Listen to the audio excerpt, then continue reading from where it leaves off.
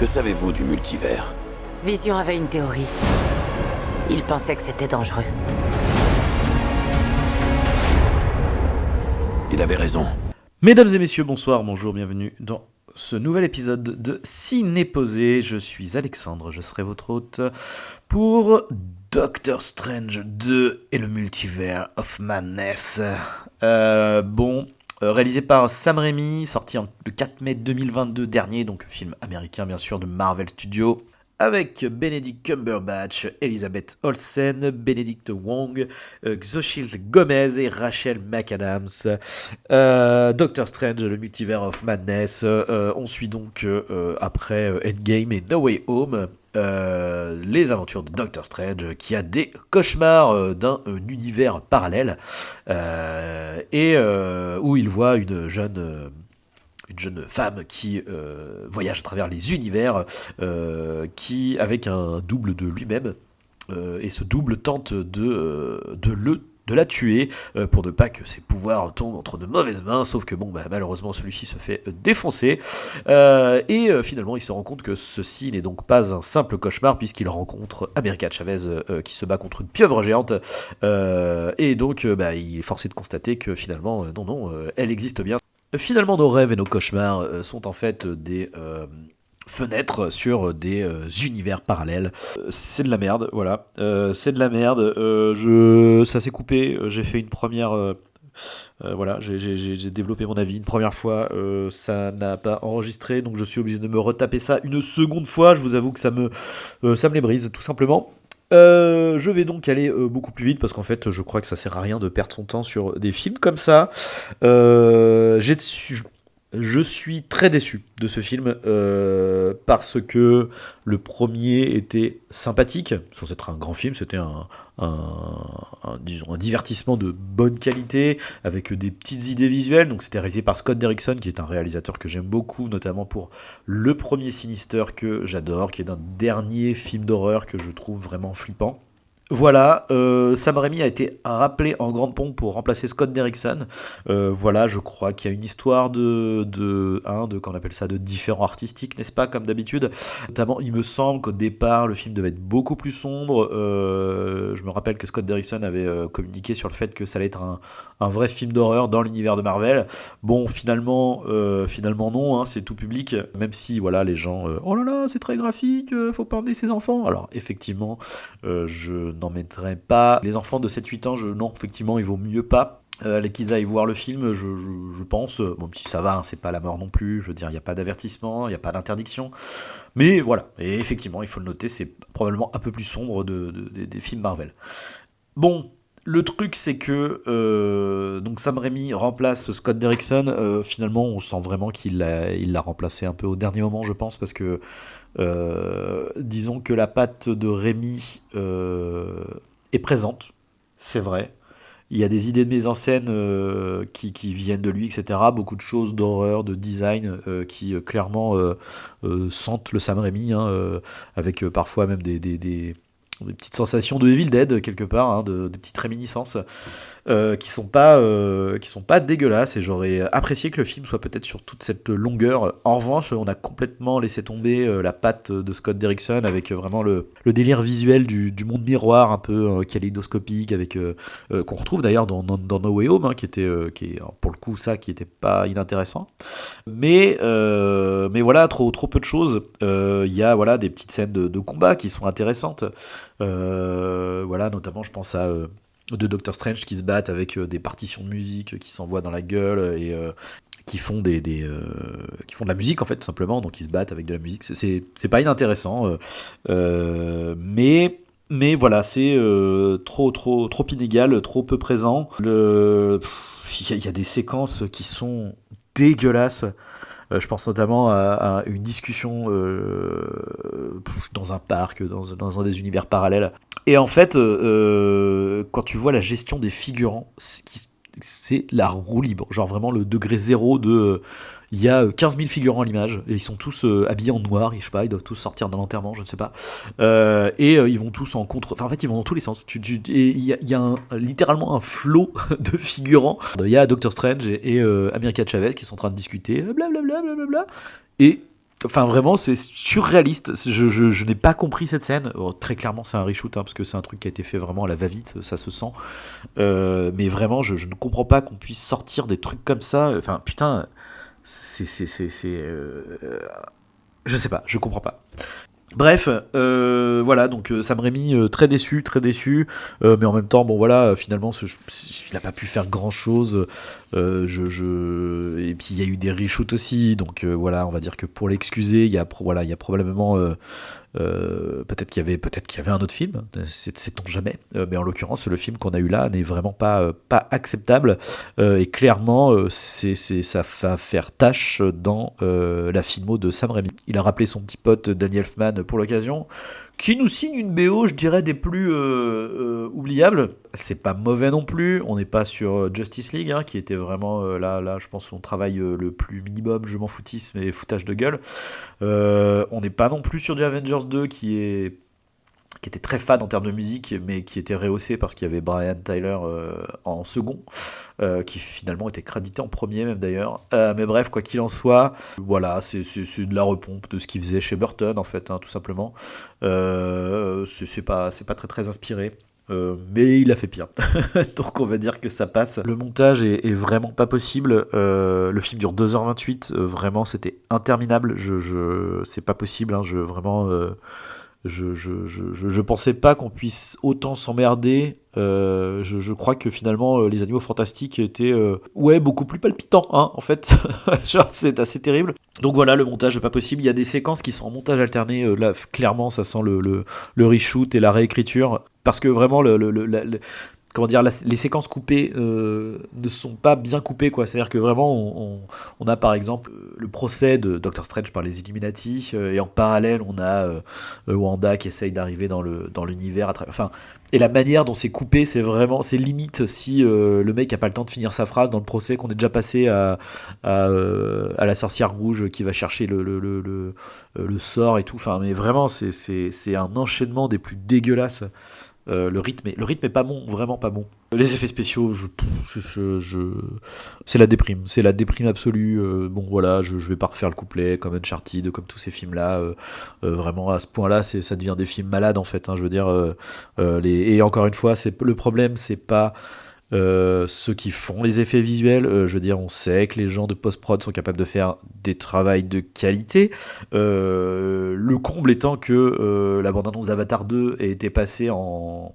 Disney avait lancé la com de Avatar 2 sur le film de Doctor Strange. C'est à croire s'ils voulaient pas que qu'on mette la bande-annonce. D'ailleurs, c'est ce qui s'est passé. Il y a des gens qui sont allés voir le film juste pour voir la bande-annonce d'Avatar. Enfin bref, en tout cas, c'est quand même un comble quand tu vois la bande-annonce d'Avatar. Peu importe ce qu'on en pense, visuellement, ça défonce.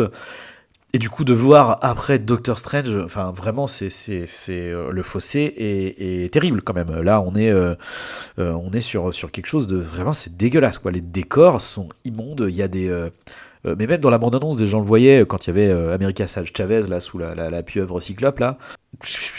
Il y a rien, enfin bon, qu'il y a rien de palpable, ça, voilà, je comprends qu'on n'ait pas pu chercher de vraies pieuvres cyclopes, mais en tout cas, voilà, l'incruste, on sent que on sent qu'on a collé l'actrice sur un truc en 3D, quoi. C'est vraiment, c'est criant, quoi. C'est criant. C'est un problème, voilà, d'étalonnage de lumière, hein, c'est sûr. Mais là, voilà, le travail est pas fait, quoi. À un moment donné, faut arrêter, quoi. Bref, mais bon, après, est-ce que ça change des autres Marvel? Il y en a des mieux, hein, mais quelque part, le premier Doctor Strange était quand même un peu plus propre, hein, vraiment, que celui-ci. Enfin, en tout cas, après, de mes souvenirs, hein, ceci dit, ça fait longtemps que je l'ai pas vu. Peut-être que c'était tout aussi dégueulasse. Hein.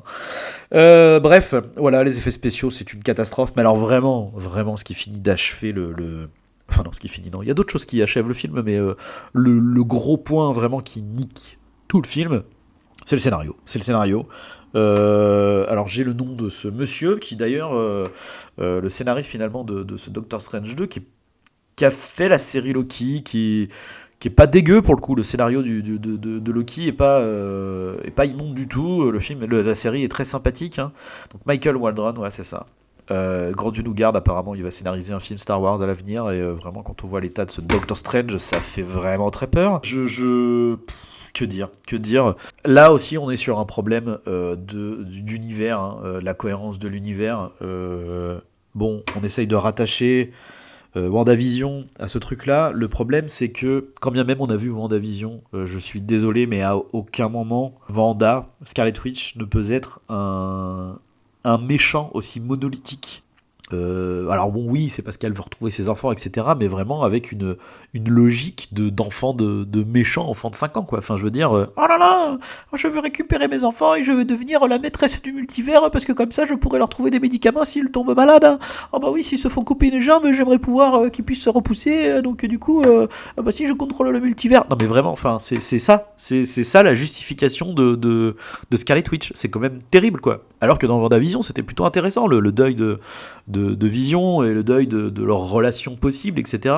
Et l'autre, elle fantasme. Et après, c'est pas inintéressant, voilà, qu'elle fantasme sur ses enfants qu'elle n'a finalement pas eu, sur cette vie avec ses enfants. C'est vraiment, ça n'a pas beaucoup de sens.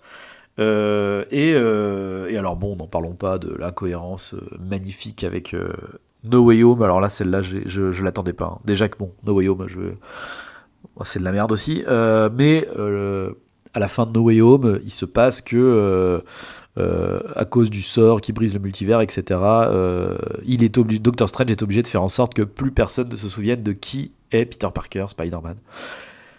Et la blague, c'est que dans ce film, en fait, si.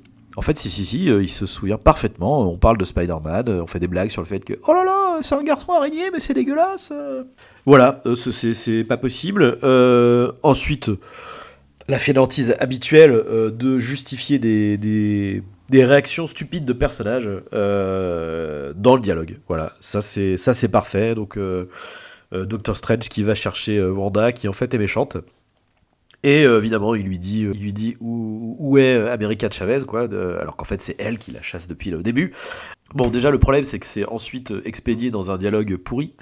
Parce qu'en fait ils n'ont pas pris le temps de rendre cet élément impactant, quoi. C'est-à-dire que c'est logique parce qu'en réalité Doctor Strange ne sait pas qu'elle est méchante. Enfin, quoi qu'il sait pas qu'elle est méchante, il sait que il sait ce qui s'est passé avec dans la série WandaVision. Donc bon, il sait quand même que elle est pas hyper saine d'esprit, mais bon, pourquoi pas. En plus, on va la chercher pour une raison un peu fucked up, parce que bon, je veux dire, le mec, c'est les sorciers suprêmes et compagnie. Enfin, on va pas me faire croire que les mecs sont pas capables de se confronter à la situation. Et d'ailleurs, c'est drôle parce qu'au final, bien sûr que si, vu qu'ils ont pas besoin de l'aide de la Scarlet Witch. Et puis en plus de ça, en se rendant compte que finalement Scarlet Witch est méchante, peut-être qu'il y a d'autres Avengers à aller chercher, mais bon, ça c'est la problématique de beaucoup de films Marvel, hein, c'est qu'ils sont pas capables de rendre cohérent leur univers globalement.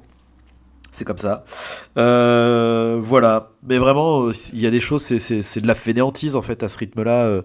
Je pense à un exposition time magnifique. C'est un plot. Voilà, les mecs arrivent dans un univers parallèle où il y a des entreprises qui vous font revoir les souvenirs en public. C'est magnifique. J'espère que les gens qui ont vécu des trucs un peu hardcore tombent pas dessus, parce que ça peut être compliqué quand même. Hein.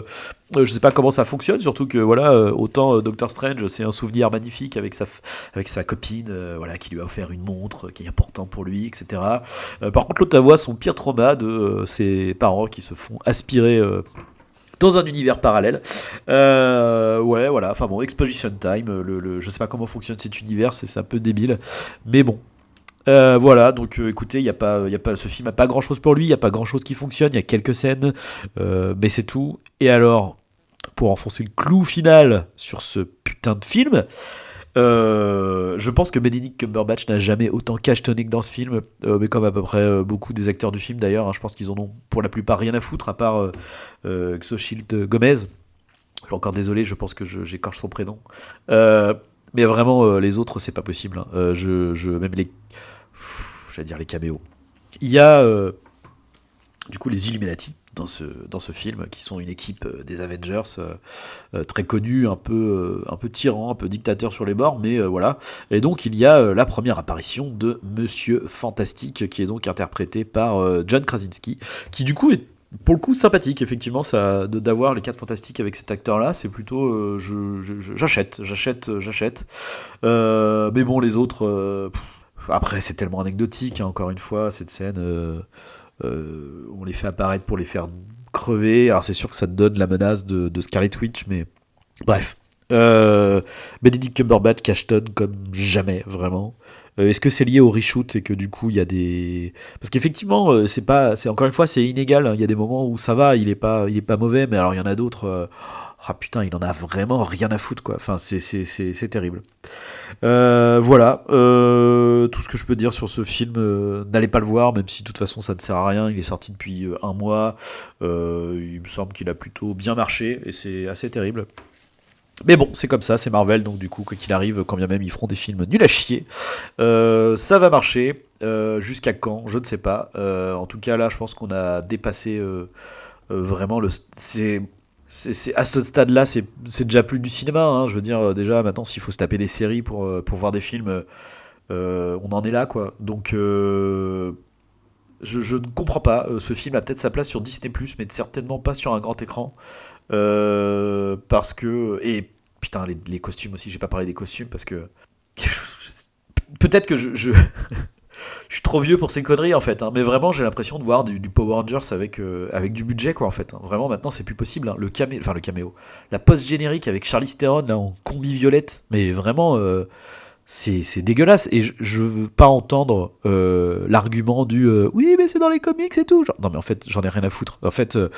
Pour le coup j'aime bien la phase 1 de Marvel, j'apprécie la phase 1 et je suis désolé, quand on regarde le premier Iron Man, à aucun moment on se dit que le costume il fait cheap ou qu'il fait Power Rangers, quoi. Mais même Captain America le premier, on se dit pas ça. Même Thor, qui est kitsch, mais disons que c'est une kitscherie qui est assumé et encore une fois dans l'univers qu'on nous propose ça fonctionne. Aujourd'hui c'est pas possible, je veux dire. Et puis quand on voit les images de Thor 4, vraiment on voyait la différence de traitement, quoi, des costumes, des personnages, de la direction artistique, hein. C'est dégueulasse, c'est vraiment dégueulasse. Et là ouais, là pour Doctor Strange c'est une cata, quoi. Et vraiment c'est Power Rangers time, quoi. Puis quand on voit le troisième œil dégueu incrusté sur le visage de Benedict Cumberbatch à la fin, enfin je sais pas. Je ne comprends pas. C'est vraiment, ça devient regardable. Et ce qui me tue, c'est que les films, là, de cette phase 4 ou 5, je sais même plus où on en est, qui cartonnent le plus, c'est vraiment les plus mauvais. No Way Home et Doctor Strange 2, c'est une catastrophe. Les gens ont chié sur les Éternels. Pas que, il y en a qui ont apprécié le film, heureusement. Putain, heureusement. Ou Shang-Chi, qui sont encore une fois pas des films excellents du tout, mais qui proposent des choses intéressantes, qui ont parfois les problèmes que je viens de citer là, mais sans commune mesure, je suis affligé par ce film-là. Je pense que Marvel, pour moi, ça va être terminé. Il faudrait vraiment une excellente raison et un réalisateur qui serait sur le projet dès le début, pour que je me dise, allez, peut-être que cette fois-ci, ça va être sympathique. Mais là, voilà, de savoir qu'un réal comme Sam Raimi, qui a été débauché au dernier moment pour faire un film... non, du coup c'est pas acceptable. Voilà, c'est un film de merde, n'allez pas le voir. Mais bon, je suis probablement un vieux con. Sur ce, je vous souhaite à tous une bonne journée, bonne soirée. Continuez d'aller voir des films, c'est important, des bons films. Et il y en a, oui, il y en a. Et nous reviendrons dessus très prochainement. Salut à tous.